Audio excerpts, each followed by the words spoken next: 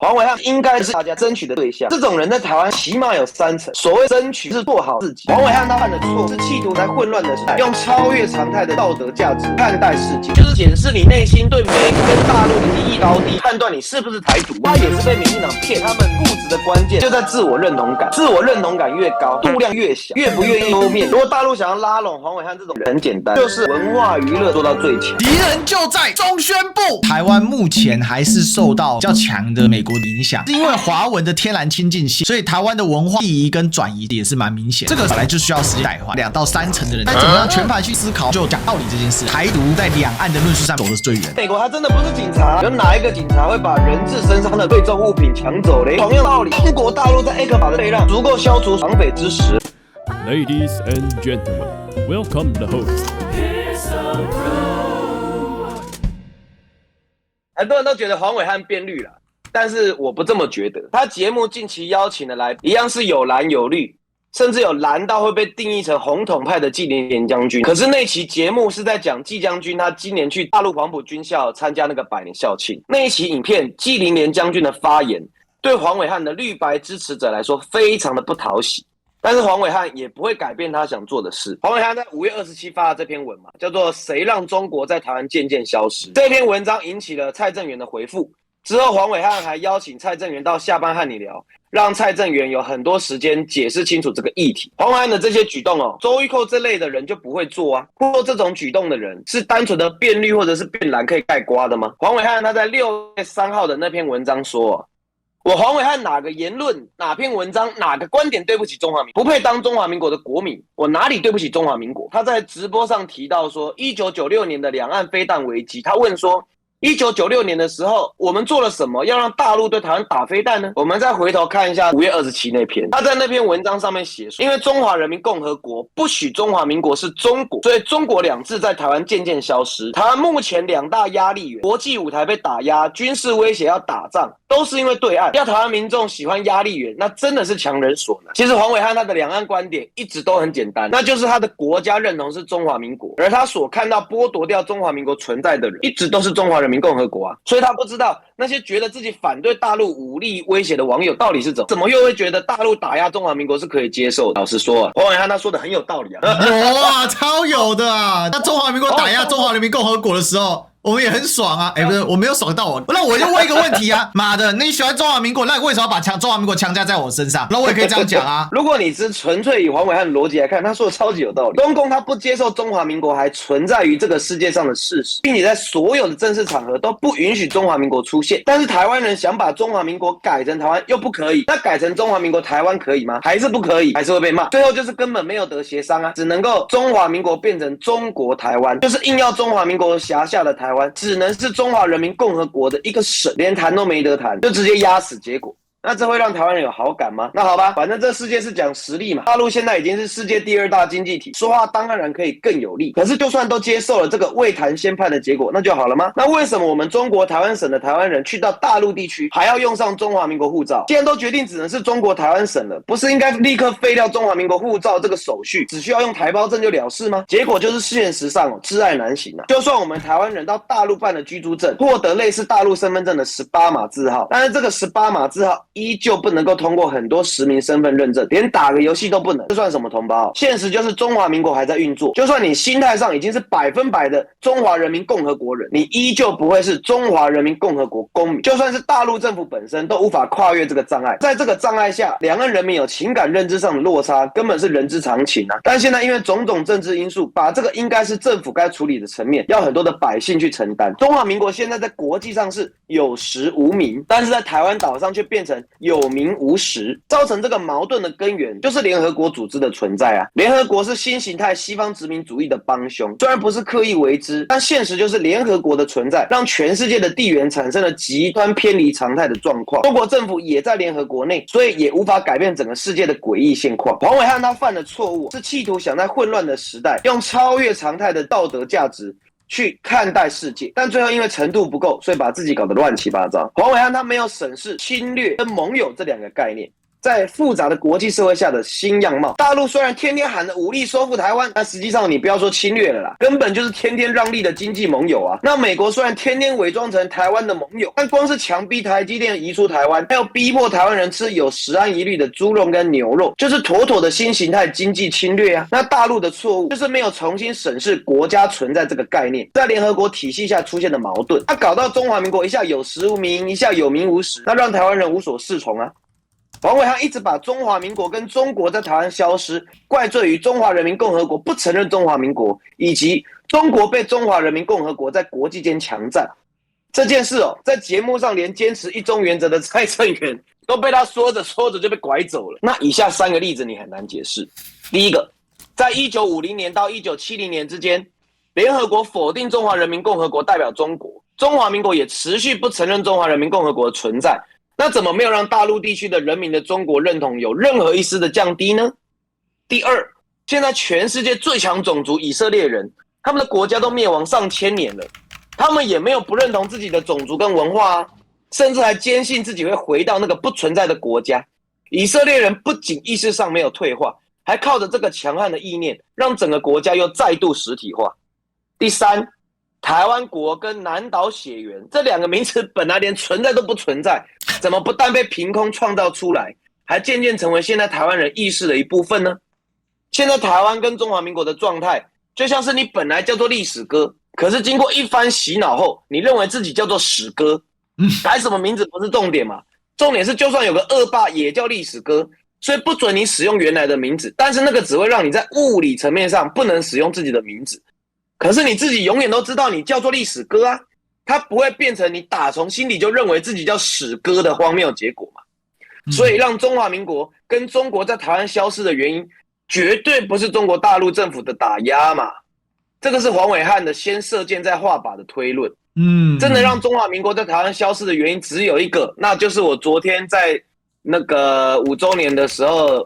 那个斗内说讲的那番话嘛，就是台独的知识分子跟美国政府大力支持下，运用各种方法，耗费大量台湾人的血汗钱去洗脑台湾人啊。所以为什么我昨天会那个斗内那一段话嘛，就是我想要问问徐巧芯跟刘许婷嘛，因为这件事情真的太重要了。简单说，中国与中华民国在台湾消失，其实只是台湾还没脱离殖民的一个铁证而已啊。那于北辰、黄伟汉跟钟明轩3个人，他们有个什么共同点？他们3个都坚持自己是中华民国派啊，但是这3个人又有一些差异。钟明轩跟黄伟汉的统独立场很像哦，2个人都认同自己是中华民国人哦，认为对岸跟台湾是2个国家，一个是中华民国，一个是中华人民共和国，2个人几乎完全一样的国家认同论调。可是他在亲蓝跟大陆网友群体间得到完全相反的评价，其中一个原因当然是因为黄伟汉本来是亲蓝的，现在论述似乎有亲绿的倾向，那钟明轩是反过来的，这其实就能够反证哦。那你于北辰呢？于北辰呢？于北辰呢？等一下我第2趴讲那个啊，那段很短。那这其实就可以反证说，大陆打压台湾这件事情不是大陆主动的啊，因为钟明轩跟黄伟汉的国家认同跟论述完全一样嘛，就是黄伟汉在那边自怨自艾的辩解说啊，连坚持中华民国都被大陆认为是台独。如果真的像黄伟汉所说的，那钟明轩在黄伟汉被骂爆的同一个时间点哦，他说了跟黄伟汉一样的论述，怎么没有被骂爆啊，反而被赞爆嘞？黄伟汉的错误可以说是被钟明轩打脸的淋漓尽致啊。虽然大陆在不认同中华民国这点上真的很坚持，但其实我相信大陆大部分的人都不会真的为难认同中华民国却不认同中华人民共和国的人。大部分的大陆人反对的还是台独，只是现在中美冲突正式爆发，加上蔡英文与民进党这些台独分子不断的用中华民国去掩护台独，使得台独跟中华民国都不再单纯了。所以只要意识形态贴近美国，或者是无视中国主体性的言论，都会变成类台独。其实说穿了啦，就是在检视你内心对美国跟大陆的敌意的高低，来去判断你是不是台独啊。那黄伟汉他之前有发了一篇文章，那篇文章叫做《两岸斯德哥尔摩症候群》，里面把中国当成是银行的抢匪，台湾人当成是人质，美国呢是警察，但是美国他真的不是警察啊，他只是因为各种必须，所以才跟台湾站在同一个阵线啊，让美国现在表象上看起来像是帮助台湾的警察，同理，中国也不是绑匪啊，加本杰哦，有哪一个警察会把人质身上的贵重物品抢走嘞？台积电去美国设厂，绝对是被美国政府逼的完全不符合台积电的利益耶，甚至可能造成极为巨大的损失。那同样的道理，抢匪会为了绑架人质，我先塞给你人质一大把钞票吗？中国大陆在 ECFA 的退让就足够消除所谓的绑匪之实啦。中美台的关系如果真的要比喻，其实比较像《笑傲江湖》里面左冷禅、林平之跟岳不群的关系，这个绝对比黄伟汉举的案例贴合100倍。更何况台湾这个林平之如果真的把辟邪剑谱交出来，大陆这个左冷禅绝对不会让林平之有生命危险。黄伟汉的问题其实不在统独问题上，是在他的个人修养上，他的哲学程度不够，导致在比较艰涩的议题上很难驾驭，遭到原始支持者的批评。但是他的气度又不像自己想的那么大啊，所以为了保持自己的智者人设，坚持不认错，最后就是越走越离开以前的自己嘛。但是你也不用担心黄伟汉他成为疯狂的台派，因为他就是中华美国派。如果要用政治的色谱来分，他就是白色力量。不过大家真的不用太责怪黄伟汉，因为他也是被民进党骗，所以离正路越来越远。如果大家去责怪他，只是会引发更多的连锁仇恨而已。那造成他们固执的关键其实就在自我认同感你自我认同感越高，你度量就越小，越不愿意丢面子。要养成高自我认同感这种心魔，关键就是打小就幸运，没受过够多的挫折。那黄伟汉跟马英九就是这种人他们不会不努力啊，但是只要努力就会有收获，甚至收获超过他们的付出，所以他们觉得自己做的一切都是对的这样的人地位越高，就会越固执，越老还灯。因为地位越高的时候，丢面子的痛就越大。如果大陆想要拉拢黄伟汉这种类型的台湾人其实也很简单啦，那就是大陆把自己文化娱乐的实力做到最强。当中国电影可以媲美好莱坞，动画可以媲美日本，电视剧可以媲美韩国的时候，我跟大家保证，类似黄伟汉这种反中共的人数量会大幅下降，自然而然的站到中国大陆这边。为什么？因为很多人看起来很有水准，但其实内在就是肤浅，喜欢大众娱乐，很容易被电影、电视、动漫、体育、旅游这些娱乐商业操作给迷惑只要有长期观察黄伟汉就知道，他对旅游、港台影视圈跟棒球都很喜欢。那不可否认的，这些领域中国大陆现在都还很弱啦，但是大陆文化娱乐方面现在真的是在不断变强我今天会讨论黄伟汉，我是想要借着他的例子告诉很多人，黄伟汉不应该是大家挞伐的对象，而是应该争取的对象。因为这种人在台湾现在看起来起码有3层，其中包括支持民众党的